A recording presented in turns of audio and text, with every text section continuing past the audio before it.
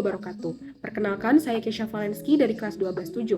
Baik, di sini saya akan menjelaskan kembali mengenai teks yang berjudul Anak Muda dan Zero Waste, dari perubahan gaya hidup hingga kebijakan. Baik, teks ini membahas bahwa gerakan gaya hidup Zero Waste merupakan solusi untuk mengurangi permasalahan sampah yang sudah semakin serius, khususnya di Indonesia. Gerakan gaya hidup zero waste tidak hanya dimaknai sebagai dimaknai untuk mengurangi sampah, tetapi juga untuk merubah pola pikir dan kebiasaan hidup masyarakat yang lebih ramah lingkungan. Penulis juga menyatakan bahwa gaya hidup zero waste itu sudah berkembang pesat di kalangan anak muda, terutama karena maraknya penggunaan media sosial, terus adanya komunitas dan kampanye digital. Anak muda tidak hanya lagi menjadi konsumen, tetapi mereka sudah menjadi agen yang berperan aktif dalam menyebarkan edukasi kepada masyarakat melalui konten kreatif, komunitas, dan dalam kehidupan sehari-hari. Dampak dari gerakan gaya hidup zero waste ini mendorong pemerintah untuk membuat kebijakan. Contohnya, seperti dilarangnya penggunaan plastik sekali pakai yang sudah diterapkan di beberapa daerah di Jakarta, di DKI Jakarta, melalui peraturan gubernur. Kita bisa lihat bahwa perubahan perilaku masyarakat itu dapat memberikan tekanan yang positif kepada pemerintah untuk membuat atau menerapkan kebijakan yang lebih berpihak kepada lingkungan. Penulis juga menjelaskan bahwa gerakan gaya hidup zero waste ini tidak sulit dan tidak mahal.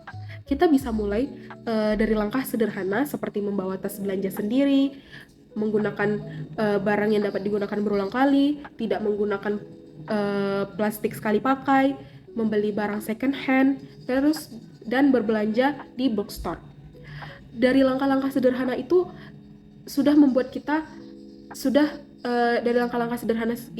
kita sudah melakukan atau ikut berkontribusi terhadap lingkungan loh.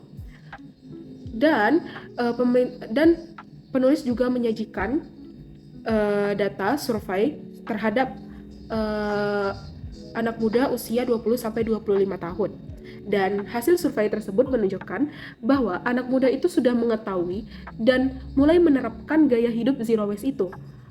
Walaupun dari data tersebut intensitasnya masih tergolong rendah, karena ada beberapa kendala seperti misalnya bookstore yang masih sangat sedikit jumlahnya, lalu harga produk ramah lingkungan yang masih belum terjangkau, dan kebiasaan lama yang masih sulit diubah.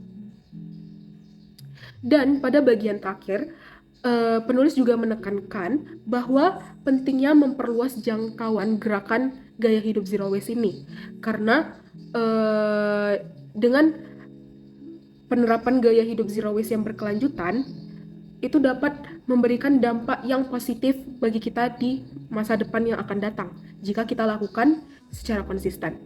Dan menurut pendapat pribadi saya mengenai teks ini, menurut saya teks ini sangat relevan dengan kondisi kita saat ini, di mana kita sadar bahwa isu lingkungan itu nyata dan benar terjadinya.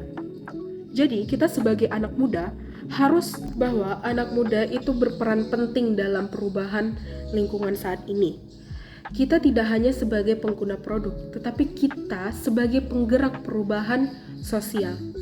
Dan saya juga setuju bahwa gerakan gaya hidup zero waste ini bisa dilakukan secara sederhana, mulai dari hal kecil, karena tidak semua orang mampu melakukan gaya hidup zero waste secara sempurna.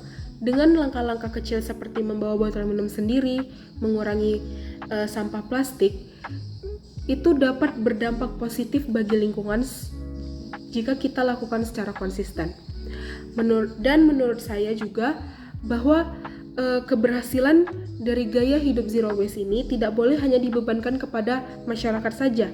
Pemerintah serta industri juga berperan aktif dalam menyediakan fasilitas pendukung, seperti misalnya menyediakan bookstore yang mudah diakses, terus bahan produk ramah lingkungan yang terjangkau, serta membuat kebijakan tegas mengenai perubahan lingkungan atau membuat kebijakan tentang sampah plastik sekali pakai yang lebih tegas. Dan secara keseluruhan saya menilai bahwa penerapan gaya hidup zero waste ini merupakan langkah awal untuk menuju masa depan yang lebih berkelanjutan.